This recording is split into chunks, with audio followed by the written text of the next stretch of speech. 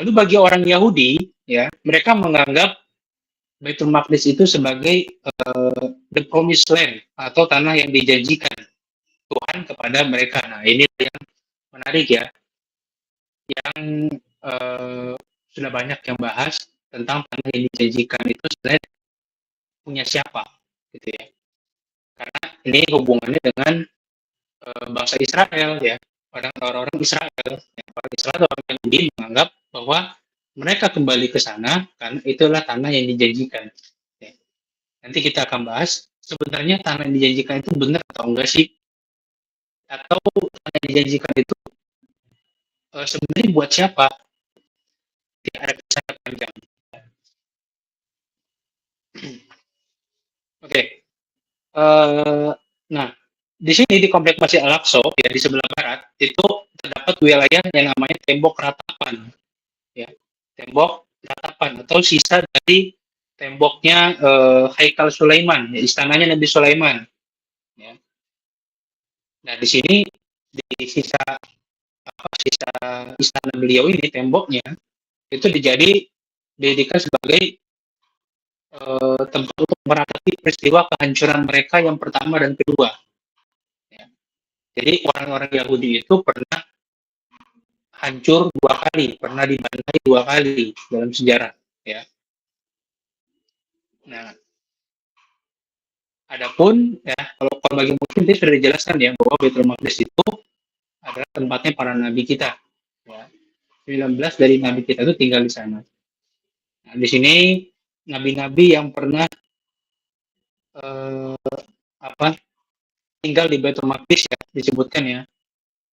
Yang pertama di sini ada Nabi Ilyasa, lalu ada Nabi Musa dan Nabi Harun, lalu ada Nabi Yunus, Nabi Yakub, Nabi Ismail, Nabi Ibrahim, Nabi Ishak, Nabi Yusuf, Nabi Saleh, Nabi Nuh, Nabi Idris, Nabi Daud, Nabi Zulkifli, Nabi Ayub, Nabi Syuaib, Nabi Lut, Nabi Hud, Nabi Sulaiman, Nabi Isa, Nabi Yahya, Nabi Zakaria, dan terakhir Nabi Adam. Ya, Nabi Adam itu ketika turun di bumi, tempatnya di Baitul Maqdis, ya, yaitu di Baitul Maqdis turunkannya. Oke, nah sekarang kita mulai dari kisahnya Nabi Ibrahim ya. Jadi saya nggak mau bahas panjang-panjang sebenarnya. Intinya ya sejarah bangsa Yahudi itu dimulai dari bapaknya para nabi yaitu Nabi Ibrahim ya. Nabi Ibrahim. Nah, saya belum lama ini sudah pernah menulis e-book juga tentang Baitul Maqdis. Nah, coba kita masih ada nggak ini? Nah, ini cerita singkatnya yang saya tulis ini cerita singkatnya. Jadi semoga bisa kita sambil baca ya. Sebentar, dicek dulu. Nah, di sini ya kita mulai ya dari tanah yang dijanjikan. Ya. Tanah yang dijanjikan itu ya ada dikenal juga sebagai tanah Kan'an ya. Tanah Kan'an. Nah, tanah Kan'an ini ya kenapa disebut Kan'an ya? Jadi Kan'an itu adalah keturunan Nabi Nuh. Ya. Jadi tinggalnya itu di tanah di Baitul Maqdis sekarang, makanya disebutnya tanah Kan'an. Sekarang itu meliputi Palestina, Lebanon, Yordania Barat, Suriah, hingga sebagian kecil Mesir. Ya. Nah, di sini ya secara bangsa Kan'an yang mendiami tanah ini ya itu adalah sebuah bangsa berbahasa Semit, ya, Semitik, itu bahasa-bahasa kuno yang terdiri dari 11 suku yang merupakan keturunan dari Kan'an bin Nuh alaihi salam. Ya, jadi cucunya Nabi Nuh, maka disebutnya tanah Kan'an.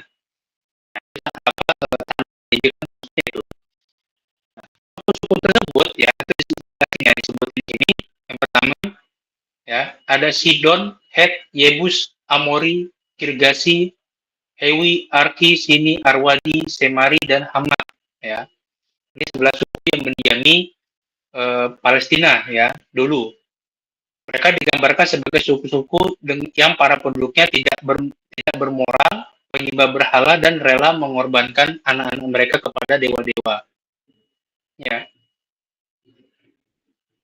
Nah, di sini asal-usul bangsa Israel. Ya.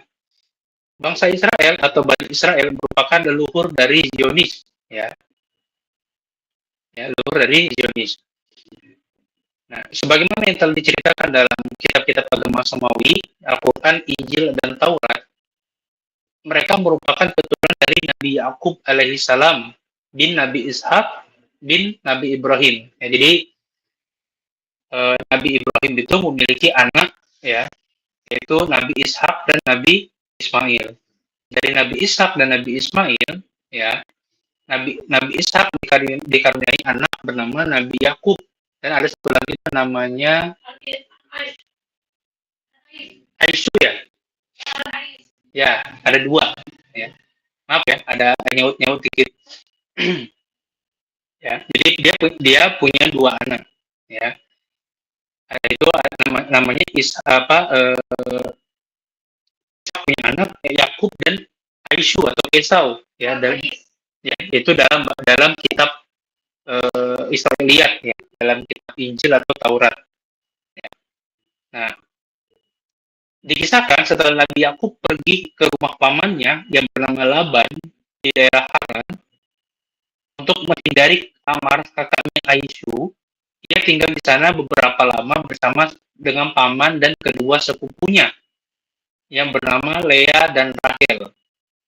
Lea itu digambarkan sebagai seorang wanita yang baik dan memiliki kualitas.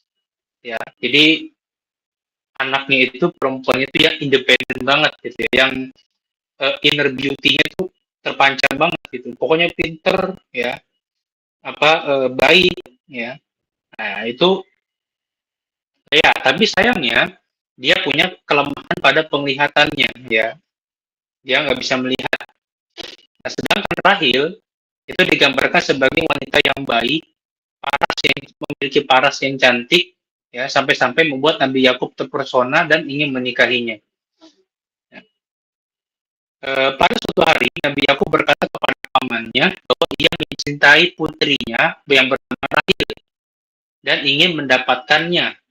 Nah, oke, sebelum saya lanjut ya, Afwan, saya lupa coba disclaimer dulu bahwa catatan saya ini, tulisan saya ini, itu sebagian sumbernya, besarnya, itu saya ambil dari kitab-kitab Israiliyat, kitab Injil ataupun kitab Taurat ya. Karena di agama kita itu nggak dijelaskan secara detail. Oke, kita lanjut. Di sini Nabi aku berkata, aku mau bekerja padamu paman selama 7 tahun lamanya untuk mendapatkan Rahil, anakmu yang paling kecil, yang paling bontot ya, paling muda. Lalu sang paman menjawab, lebih baiklah ia kuberikan padamu daripada orang lain. Ya, maka tinggallah padaku. Dan singkat cerita, Nabi Yakub bekerja selama 7 tahun dengan pamannya, dan ketika sampai waktu ia menikahi sepupunya itu yang bernama Rahil, betapa terkejutnya Nabi Yakub ketika mengetahui yang dinikahinya bukanlah Rahil, tapi kakaknya bernama Lea. Ya. Makanya Nabi Yakub itu diceritakan sempat agak emosi ya ke pamannya dan berkata, apa yang telah paman perbuat padaku? Bukankah aku telah bekerja pada paman untuk mendapatkan Rahil? Mengapa paman menipuku? Lalu sang paman menjawab, di tempat kami ini bukanlah hal yang biasa mengawinkan adiknya terlebih dahulu sedangkan kakaknya belum menikah. Ya, sama kurang lebih sama lah kayak di kita ya, di Indonesia sebagian besar suku ya, atau adat istiadat ada yang bilang jangan melompatin kakaknya gitu. Pernah denger ya? Jangan melompatin kakaknya dulu gitu. Kakaknya dulu nikah baru adiknya. Nah, berarti terindikasi kebiasaannya orang Yahudi, ya, tradisinya orang Yahudi. Karena tradisinya orang Yahudi itu tidak boleh mengawinkan adiknya dulu sebelum kakaknya nikah. Ya.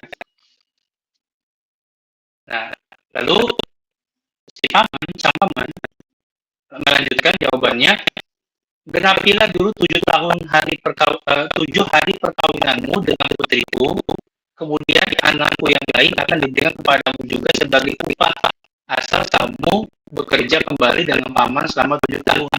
Jadi Nabi Yakub itu total kerja dengan pamannya selama 14 tahun untuk mendapatkan dua putrinya yang bernama Rahil dan Lea. Ya.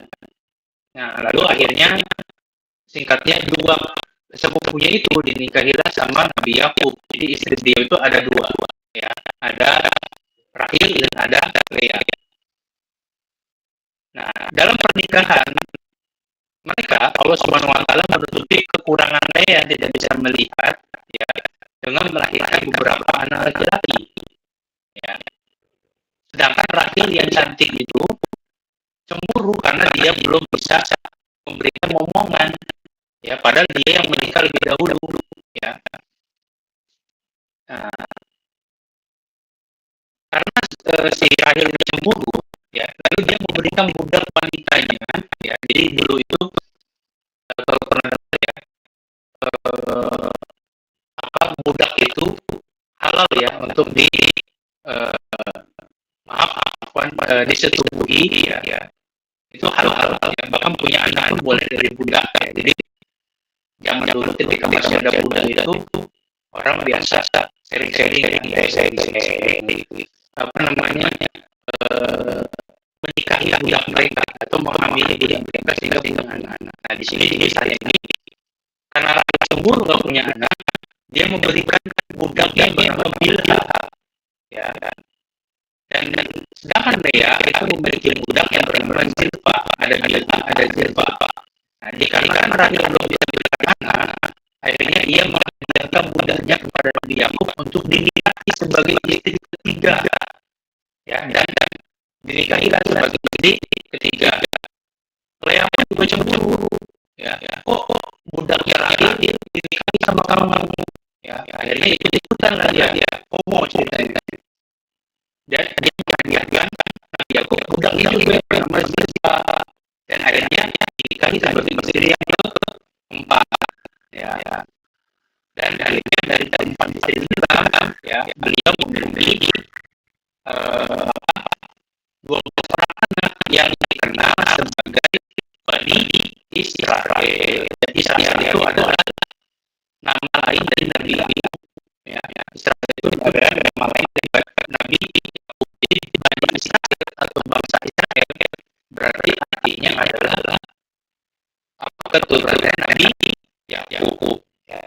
Nah, di sini disebutkan, ya, dari istri dari Lea itu nama ada anak yang namanya Ruben, Simeon, Lewi, Yehuda, Isakar, dan Zebulun. Nah, lalu dari Rahil ada Nabi Yusuf alaihissalam dan Benyamin. Dari Bilha ada namanya dan yang namanya bukan dan kata bukan, dan lalu ada Lali. Ya, sedangkan dari Zilpa di keempat dan ada namanya Gad dan Asyir. Ya, totalnya semua ada 12. Oke. Nah, kalau teman-teman perhatikan, ya, yang itu adalah anak yang namanya Yehuda. Nah, Yehuda ini, ya, itu adalah cikal bakal atau asal usul dari penyebutan kata Yahudi, ya, Yehuda, Yahudi, ya. Jadi Yehuda, Yahudi. Itu asal usulnya. Sampai sini ada yang mau ditanyakan dulu? Silakan. Ada yang... Kan Israel artinya apa namanya, keturunan dari Nabi Yakub. Selain itu dari Israel ada nggak, misalkan dari apa namanya, arti dari kata Israel itu apa menurut tata bahasa Ibrani atau apa gitu, selain dari arti yang tadi? Tahu sih Bang Sandi? Tadi sudah disinggung sedikit ya bahwa Israel itu adalah nama lain dari Nabi Yakub. Kenapa Nabi Yakub itu memiliki nama Israel. Ya, jadi dalam bahasa Ibrani, ya, dalam kitabnya orang-orang Yahudi, ya, itu disebutkan bahwa kata Israel itu berasal dari kata Yisrael. Jadi depannya ada Y-nya, Yisrael. Yisrael, ya. Yang artinya itu adalah yang berjalan dengan Allah atau yang berjuang dengan Allah, ya. Jadi pejuangnya Allah lah Israel itu. Ya.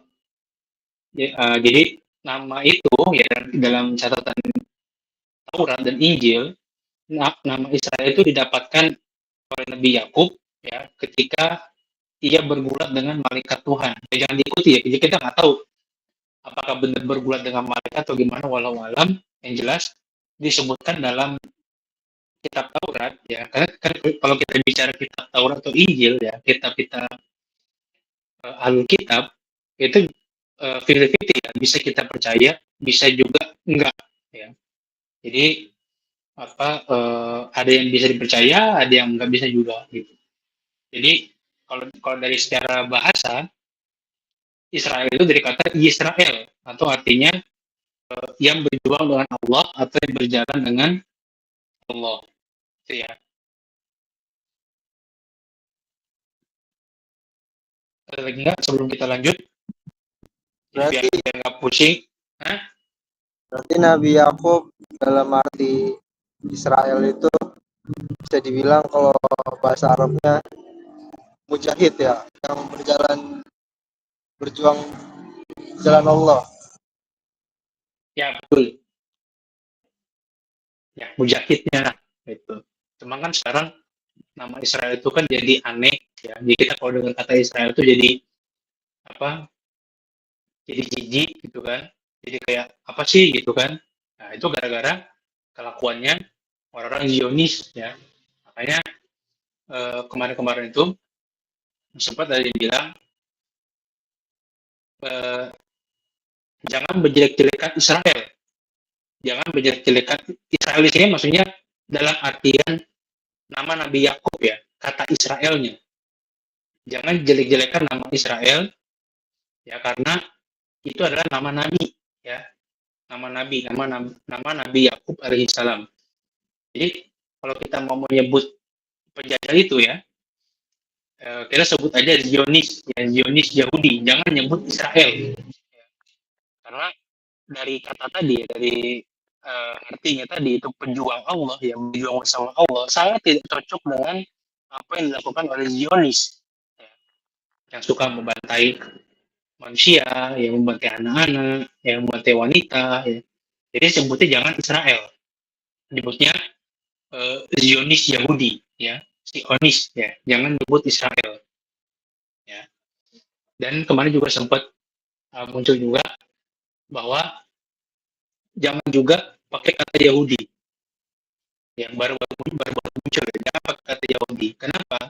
Karena Yahudi juga ada yang tidak pro dengan Zionis dengan Zionis gitu.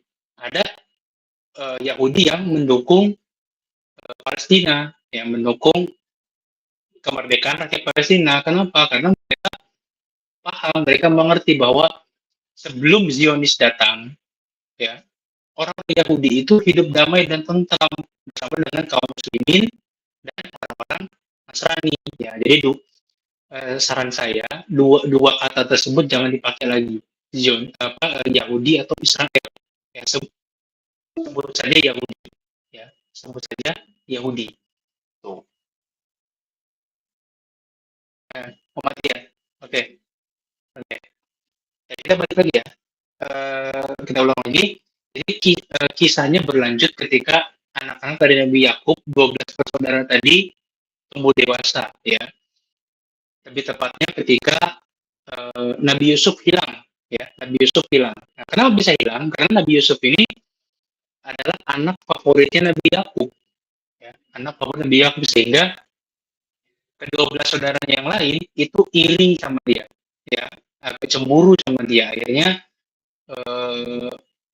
Nabi Yusuf itu sejak anak-anak ya itu sudah kayak sama kakaknya itu kayak bukan disiksa sih, lebih kayak dijauhi gitu ya, diperlakukan tidak baik gitu sama kakak-kakaknya ya. Makanya dari kakak-kakaknya itu kita lihat ya bagaimana karakter orang-orang di Joni sekarang persis mirip banget ya. Nah, jadi hilang ceritanya Nabi Yusuf itu ya. Nabi Yusuf itu hilang dan Nabi Yakub bersedih. Nah, lalu ketemunya kapan? Ketemunya itu ketika Nabi Yusuf itu telah menjadi seorang bendahara di negeri Mesir. Ya. Jadi Nabi Yusuf itu pernah jadi bendaharanya seorang Firaun, ya. Pernah jadi bendaharanya petinggi Mesir, ya. Oh, sorry, afwan, bukan Firaun. Jadi dulu belum Firaun ya. Sebelum Firaun memimpin Mesir, itu ada pemerintahan lain, ya. Nah, disebutnya di Al-Quran itu Al-Mulk ya, kerajaan. Ya. Dan bendaharanya itu adalah Nabi Yusuf. Ya, jadi Nabi Yusuf itu ketika hilang, dia ditemukan, terus dijadikan sebagai budak, dijual sana sini, sampai akhirnya beliau bisa masuk ke istana karena dibeli sama salah seorang petinggi istana. Itu ceritanya kurang lebihnya. Nah, Nabi Yusuf ini jadi bendahara tertinggi di negeri Mesir.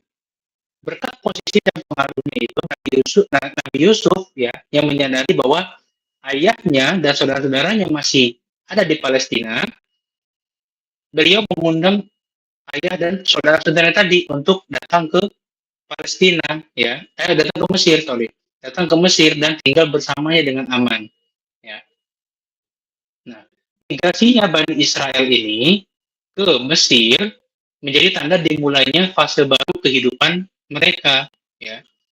Waktu demi waktu berlalu, generasi demi generasi dilewati, Bani Israel yang sudah tinggal di Mesir sejak masa Nabi Yusuf terus beranak cucu. Jadi ceritanya itu ketika apa tadinya Nabi Yakub itu di Palestina bersama dengan anak-anaknya tinggalnya ya, mereka migrasi ke Mesir, pindah ke Mesir dari zamannya Nabi Yusuf ya, dan beranak pinak di Mesir ya, berlipat ganda hingga terbilang jumlahnya sampai-sampai negeri Mesir dipenuhi oleh orang-orang Israel gitu.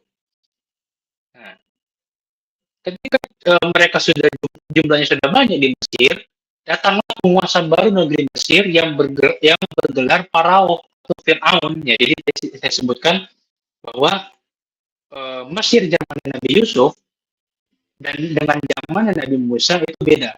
Zaman Nabi Yusuf itu masih kerajaan, ya, masih disebutnya dalam Al-Quran itu Al-Mulk ya, kerajaan. Sedangkan di zamannya Musa itu sudah dipimpin oleh Parao atau Fir'aun. Dari bangsa Kipti. Ya, teman-teman bisa cari ya, bangsa Kipti ada di Google. Ya.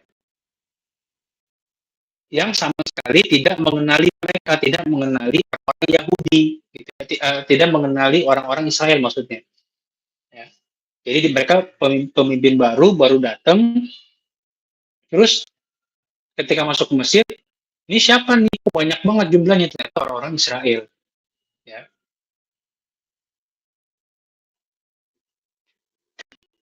Nah, orang-orang si Firaun ini dia punya karakter suka menindas, menyiksa dan memperbudak hingga membunuh setiap anak laki yang lahir dari Bani Israel. Nah, kisah ini nanti nyambung ke masanya Nabi Musa ya, ketika orang-orang Israel itu diperbudak sama orang-orang sama Firaun maksudnya, yang diperbudak sama Firaun ya. Dan setiap anak laki-laki dibunuh dengan alasan mereka takut jika sewaktu-waktu para keturunan Bani Israel akan bersekutu dengan musuh dan memerangi mereka. Ya. Nah, penindasan ini terus berlanjut, perbudakan terus berlanjut dan dirasakan oleh Bani Israel selama ratusan tahun sampai diutus dua orang nabi dari mereka juga, yaitu Nabi Musa dan Nabi Harun, ya adik kakak ya, Nabi Musa dan Nabi Harun dari suku Lewi, ya, dari keturunan dari anaknya Nabi Yakub yang namanya Lewi, ya ini ya, dari yang namanya itu Lewi. Nah, Nabi Musa Nabi Harun itu keturunan dari anaknya Nabi Yakub yang bernama Lewi. Ya.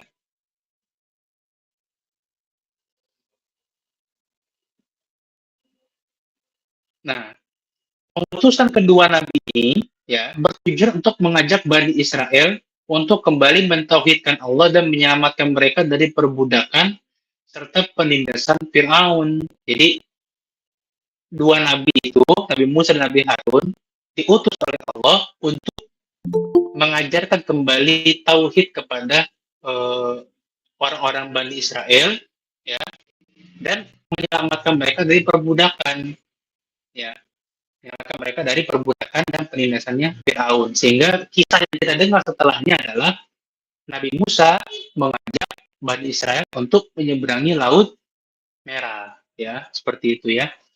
Nah, ini waktunya masih berapa lama sih? Mau bikin link baru atau gimana?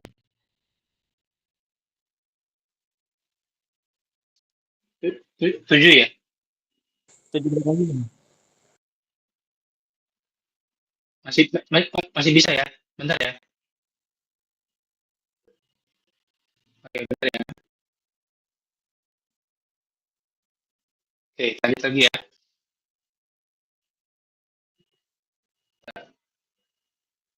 Nah, oke, lanjut lagi. Nah, setelah Allah, ya ini kisahnya langsung maju ke depan. Setelah Allah menyelamatkan mereka dari kejaran Firaun dengan melewati Laut Merah, Nabi Musa dan Nabi Harun memimpin mereka menuju sebuah bukit di Sinai. Nah, Sinai. Nah, ini mana Sinai? Suaranya mana Sinai? Mana Sinai? Sinai. Hadir Pak. Nah, ini cerita tentang nama kamu nih ya.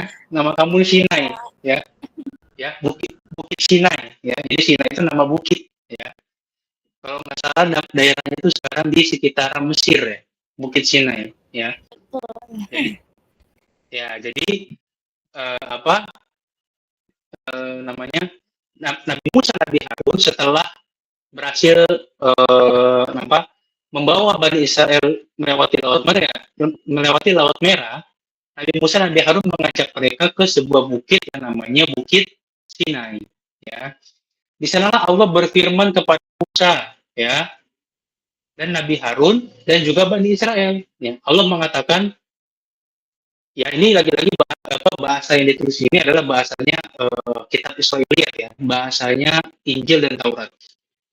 Maka sekarang, jika kamu setia untuk taat padaku dan menepati perjanjian denganku, kamu akan menjadi milikku atau milik Allah yang berharga di antara segala bangsa. Maksudnya adalah menjadi kaum yang lebih tinggi, bangsa yang lebih tinggi di antara bangsa-bangsa yang lain. Nah, itu klaim mereka ya sekarang.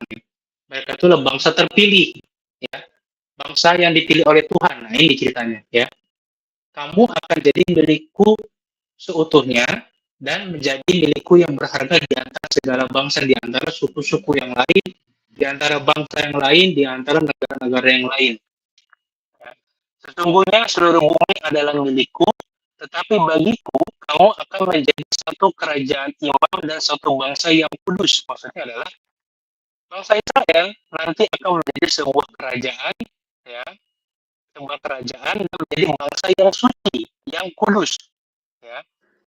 Lalu Allah bilang, inilah kata-kata yang harus kamu ucapkan wahai Musa kepada Bani Israel. Ya. Lalu 3 hari setelah itu Allah turun dari puncak Bukit Sinai untuk berbincang dengan Nabi Musa. Jadi ceritanya itu ya kita sudah pernah dengar ya, Nabi Musa berbicara dengan Allah sehingga Nabi Musa pingsan ya karena berbicara dengan Allah tadi ya. Allah turun ke puncak Bukit Sinai untuk berbincang dengan Nabi Musa ya. Lalu singkat cerita Allah memberikan perjanjiannya berupa perintah kepada mereka. Nah, perjanjian ini ya adalah 10 perintah atau 10 firman pertama dari kitab Taurat yang diberikan oleh Allah kepada Nabi Musa. Dan isinya seperti ini ya. Yang pertama, akulah Tuhan Allahmu yang membawa kamu keluar dari tanah Mesir. Ya, ini saya blok ya, biar kelihatan. Nah, masih sampai, oke. Nah, akulah Tuhanmu Allahmu yang membawa kamu keluar dari tanah Mesir, dari tempat perbudakan, maka janji pertama adalah, perintah pertama, jangan beribadah kepada Tuhan lain selain aku. Ya.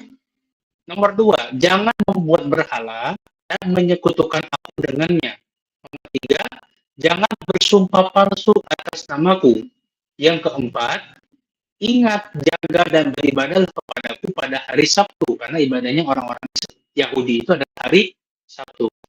Yang kelima, hormatilah kedua orang tuamu agar usiamu panjang di bumi. Yang keenam, jangan membunuh. Ketujuh, jangan berzina. Delapan, jangan mencuri. Sembilan, jangan mengucapkan saksi dusta kepada sesamamu. Yang terakhir, janganlah menginginkan rumah orang lain, maksudnya milik orang lain, ya. Jangan berhasrat kepada istri orang lain, maksudnya kepengen sama istri orang, ya. Budak lelaki atau budak wanita orang lain. Tidak juga kepada hewan-hewan peliharaan mereka seperti lembu, keledai, atau apapun milik orang lain. Artinya nggak boleh ngambil yang bukan haknya atau ngambil hak orang lain. Ya, itu perintahnya. Jadi ada 10 perjanjian, 10 perintah yang Allah berikan kepada Nabi Musa dan Bani Israel untuk ditaati, untuk dipatuhi, ya, untuk dipatuhi. Nah, ini adalah perintah pertama dalam kitab Taurat, ya. Selain 10 perintah tersebut, Allah juga menjelaskan banyak sekali hukum dan peraturan lain untuk diikuti oleh Bani Israel. Nabi Musa menyampaikan firman Allah beserta segala peraturan itu kepada mereka, lalu mereka menjawab, semua hal yang diperintahkan oleh Allah, oleh Tuhan, akan kami lakukan. Setelah itu, Allah memberikan kepada Nabi Musa sebuah batu yang tertulis di atas semua ajaran dan perintah yang disampaikan. Jadi Taurat itu, ya, itu ditulis, disampaikan dalam bentuk sebuah batu pertama, ya, dalam bentuk sebuah batu. Udah. Nah, ini dari Yahudi Haredi namanya. Ya, Yahudi Haredi itu cabangnya Yahudi, ya.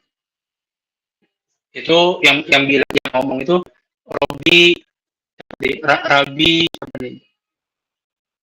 Rabi Israel David Weiss, ya. Itu yang Rabi itu berarti pemukanya orang Yahudi. Nah, itu cabang Yahudi yang kalau kita bisa bilang tuh ortodok tuh kan, kalau kita ngomong Kristen aja, ngomong Nasrani aja, ortodok itu kan murni, tapi masih megang ajarannya Nabi Isa menurut mereka, ya, menurut mereka itu orang Kristen ortodok yang aja nggak mau pakai salib kan, nggak mau majang-majang salib, nggak mau majang-majang berhalanya Nabi Isa, nggak mau. Ortodok masih umur. Yahudi juga ada Yahudi ortodok. Saya maksudnya bukan berarti ngebela, ya, enggak. Itu fakta bahwa ada Yahudi yang memang masih megang murni ajaran dari Nabi Musa sama Nabi Harun, ya, masih ada, ya. Cuma memang kan lagi-lagi Alkitab itu kan, ya, itu, ya, ada kekurangannya. Apalagi orang Yahudi kan karakternya dijelasin tadi, ya, suka bangkang, egois, ya, dan lain-lain. Ada cabang Yahudinya ada. Makanya kita nggak maksud penjelasan yang tadi itu adalah bukan berarti ini, ya, jadi kita tuh adil aja lah gitu. Jadi jangan sampai kita ngejelek-jelekin orang Yahudi, tapi ada orang Yahudi yang ngebela kaum muslimin gitu. Jangan sampai disamaratakan. Makanya dari tadi kan dibilanginnya pakai istilah Zionis aja. Kalau Zionis itu berarti mengerucut sama yang ada di Israel sana, ya. Zionis itu kan gerakan politik, ya, gerakan politik. Nah, gerak orang-orang yang ikut andil, yang jadi bagian dari Zionis, itulah yang kita musuhi. Itu Yahudi yang memang ikut andil, ikut campur dalam Zionis gitu. Yang selebihnya mah nggak jadi masalah, apalagi yang melindungi kaum muslimin ya, yang membela kaum muslimin gitu.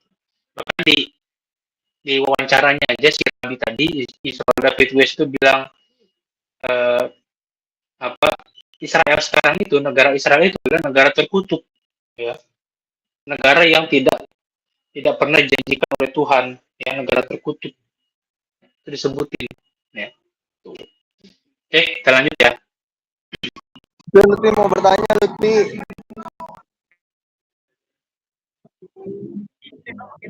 Apa hukumnya sembelih ular? Mungkin lanjut aja kali ya Bang, kalau mau lebih materi nanti aja.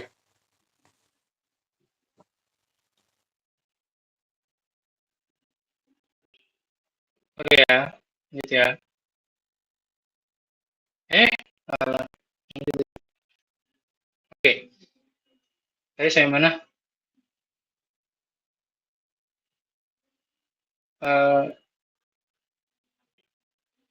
Oke sih, ya, sampai sini ya. Ya. Selain 10 perintah tersebut, Allah juga menjelaskan banyak sekali hukum dan peraturan lain untuk diikuti oleh Bani Israel. Ya. Dan mereka menjawab, ya ketika Nabi Musa menyampaikan perintah tersebut, mereka menjawab semua hal yang diperintahkan oleh Tuhan itu akan kami lakukan. Setelah itu, Allah memberikan Nabi Musa sebuah batu atau tablet, ya, disebutnya tablet dulu, ya, yang bertuliskan 10 perintah tadi, ya, dan perintah-perintah yang lain. Jadi kalau di kita tuh surat Al-Quran yang pertama turun, ya, gitu. Nah, itu semacam itulah, ya. Nah, peristiwa ini menjadi saksi bahwa Allah telah membuat janji dengan Bani Israel dan juga menarik janji dari mereka, ya, dan juga menarik janji dari mereka. Apa sih yang Allah janjikan kepada mereka? Nah, yang Allah janjikan kepada mereka adalah tadi di atas ya, di sini disebutkan bahwa Bani Israel itu ya akan dijadikan sebagai sebuah kerajaan dan bangsa yang kudus, yang suci. Jadi akan dijanjikan sebuah wilayah atau tanah. Makanya mereka sampai sekarang tuh klaimnya itu kan tanah yang dijanjikan oleh Tuhan kepada kami, tanah yang dijanjikan gitu, tanah yang dijanjikan oleh Allah gitu kan. Cuma masalahnya adalah di situ kan ketika Allah menjanjikan tanah, ya tadi dijelaskan ya, Allah menjanjikan tanah, tapi Allah juga narik janji sama mereka, janji juga dari mereka. Jadinya apa? Kalau mereka patuh dan taat pada Allah, maka dikasih tanah janji terjanji itu. Kalau nggak patuh, kalau ngebangkang, durhaka, berarti tanah terjanjinya nggak berlaku, gitu. Nah, kalau sekarang gimana? Mereka nggak klaim itu tanah yang dijanjikan untuk kami. Yo, kamu aja ngebunuh. Padahal di 10 perintah tadi dilarang membunuh. Tapi mereka melanggar.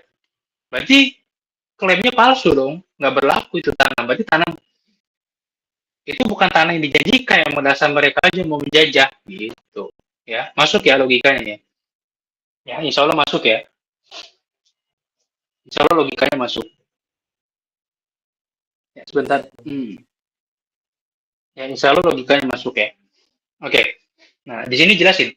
Tetapi tidak lama setelah menerima ajaran dan perjanjian tersebut, mereka mulai membangkang dan tidak patuh pada perintah Tuhannya. Nah, ini dijelasin nih. Pembangkang apa saja yang dilakukan oleh Bani Israel. Ya. Yang pertama, terjadi ketika Nabi Musa meninggalkan kaumnya untuk bertemu Allah di puncak Bukit Sinai. Ya. Setelah kembali dari puncak, ya, Nabi Musa bersedih dan marah ketika melihat kaumnya disesatkan oleh seseorang yang namanya Musa bin Zafar atau dikenal sebagai Musa As-Samiri. Ya, dia membuat ilah baru berupa berhala anak sapi. Makanya kalau teman-teman baca kisah Nabi Musa, itu ada kisah tentang berhala sapi emas. Ya, nah inilah ceritanya. Yang membuat itu adalah Musa bin Zafar atau dikenal sebagai Musa As-Samiri. Ya, yang dapat bersuara, ya. Dan akhirnya Bani Israel pun ditegur atas perbuatan syirik mereka, dan Samiri diusir oleh Nabi Musa. Allah berfirman, dia Musa berkata, pergilah kau, maka sesungguhnya dalam kehidupan di dunia, engkau hanya dapat mengatakan, janganlah menyentuh aku. Dan engkau pasti akan mendapatkan hukuman yang telah dijanjikan di akhirat yang tidak akan dapat engkau hindari. Ya, yang tidak akan dapat engkau hindari. Lihatlah Tuhanmu itu yang engkau tetap menyembahnya, kami pasti akan membakarnya, kemudian sungguh kami akan menghamburkan abunya ke dalam laut yang berserakan. Ya. Lalu Nabi Musa memerintahkan Bani Israel untuk bertobat. Ya. Dan ingatlah ketika Musa menyampaikan kepada kaumnya, wahai kaumku, kamu benar-benar telah menzalimi dirimu sendiri dengan menjadikan patung anak sapi sebagai sesembahan. Karena itu bertobatlah kepada penciptamu dan bunuhlah dirimu. Itu lebih baik bagimu di sisi penciptamu. Dia akan menerima tobatmu. Sungguh dialah yang maha penerima tobat lagi maha penyayang.